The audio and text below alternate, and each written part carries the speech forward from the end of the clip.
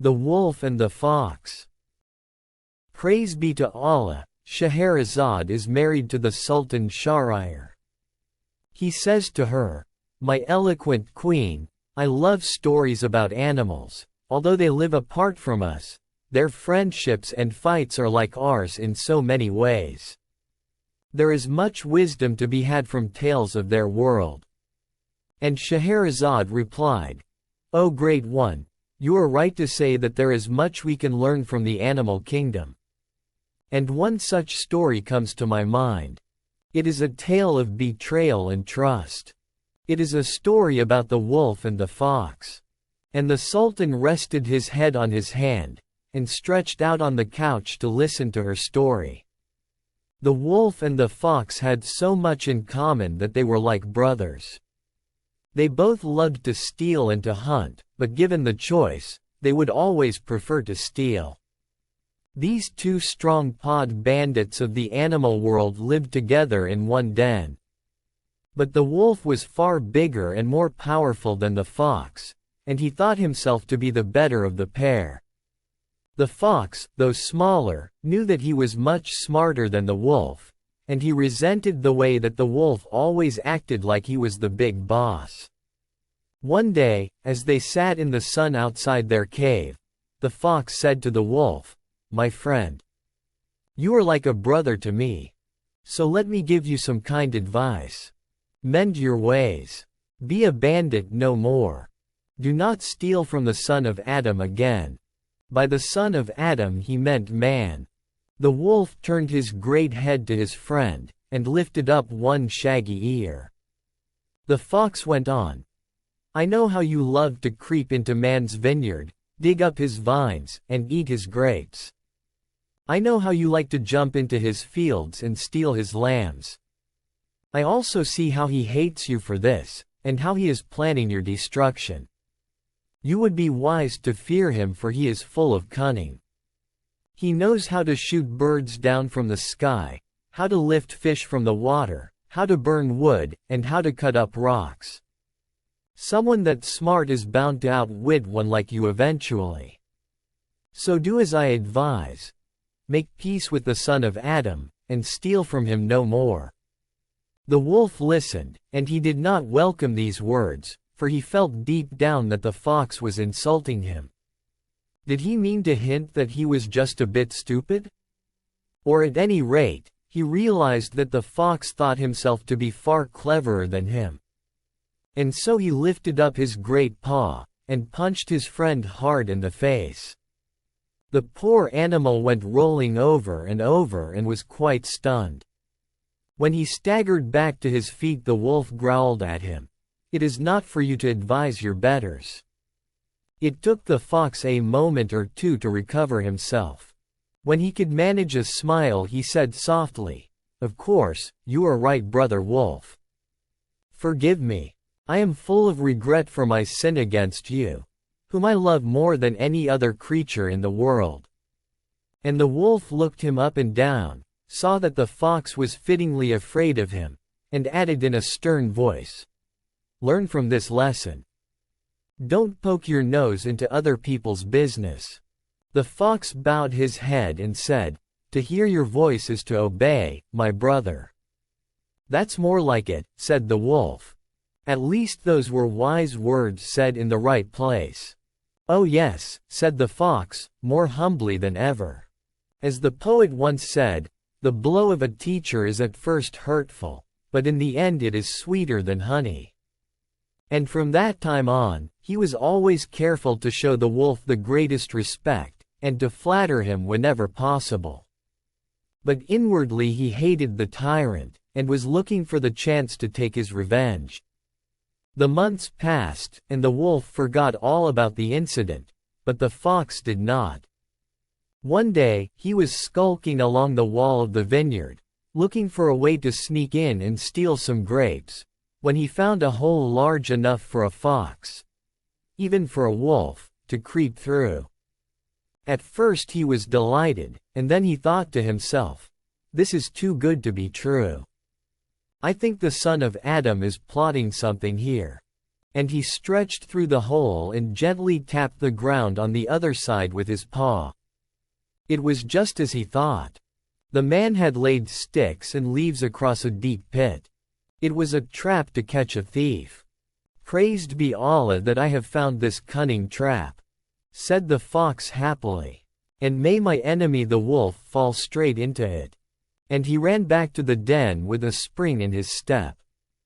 "Good news," he said as the wolf was just shaking off his sleep. "I have found an easy way into the vineyard. You can sneak in and fill your belly with man's juicy grapes.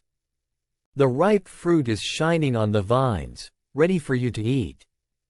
The wolf had no reason to doubt the fox's words, and he went trotting off to the vineyard in search of a delicious and easy breakfast. He found the hole in the wall, just where the fox had told him to look, and he easily crawled through it. But on the other side he fell through the sticks and leaves and tumbled straight down into the trap. The fox saw his friend's misfortune, and he was jubilant. "At last fortune has taken pity on me. Greed has pulled the wolf down to his doom." And with tears in his eyes, he peered over the edge of the pit and saw the sorrowful wolf looking up at him. "My one true friend," said the wolf, "I see that you are crying for me." "No, not one bit," laughed the fox. "I am crying because I am thinking how long you lived before this day, and I am sad because you didn't fall into this deep hole sooner." These cruel words stunned and hurt the wolf even more than his fall had done. Quite shocked, he replied, "In the name of Allah, have mercy on your brother. Go and speak to my mother. She will know what to do and will bring help." But the fox was quite unmoved by the wolf's plea. He snarled up his muzzle to show his yellow teeth and said, "You stupid, witless beast. Why should I help you who have been a tyrant over me?" But, pleaded the wolf, "you have always protested your love for me. You have sworn to be my servant. You have promised to look after me, even in my old age. How can you turn against me like this?" "Oh, you deluded, self-deceiving fool," jeered the fox. "That was my fear talking, not my heart. In truth I hate you, for you are a bully and a brute." Still unable to fully believe these words, the wolf, half thinking that his friend was joking, said, "I pray, do not speak to me with the tongue of an enemy. Do not look at me with the eyes of a foe." For the wise poet spoke well when he said, "Forgiveness is noble, and kindness is the best of treasures." "Oh, now you beg and scrape," said the fox. "But that is only because you are down there in the dark hole, and I am up here in the sun. If you rescue me from this pit, I shall repent my ways," howled the wolf.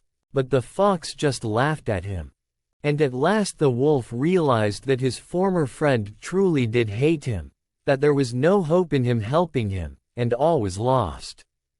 He began to weep and howl more piteously than ever. Now, even the fox had a place in his heart that was not either filled with hatred or cunning. At last he was moved by the fate of the wolf. He went over to the hole and said, "My friend, why are you crying so? I was only joking when I said those words. Here, pull on my tail and heave yourself out." And so saying he dangled his red bushy tail into the hole for the wolf to take hold of. But the wolf, full of dumb desire for revenge, did not make use of the tail to save himself. Instead, he seized it, pulled the fox down into the hole with him, and growled triumphantly, "So now you have fallen into the snare of your own intent, you traitor, and in it, you shall share my fate." The fox, full of fear, began to beg and scrape. "O brave and powerful master, do not strike me and kill me now, or you will not benefit from my plan and we shall both die here. Is it not better that we should both save ourselves?" The wolf, already feeling a little calmer, began to regret that he had not saved himself when he had the chance, and he asked, "And how exactly do you propose to save us?" Easy, said the fox. Lift me up on your head, and I can scramble out of this pit. I will run and fetch a vine to use as a rope to help you climb out. But the wolf shook his shaggy head and said, "O fox, I respect you for never giving up, but I am not the fool you take me to be.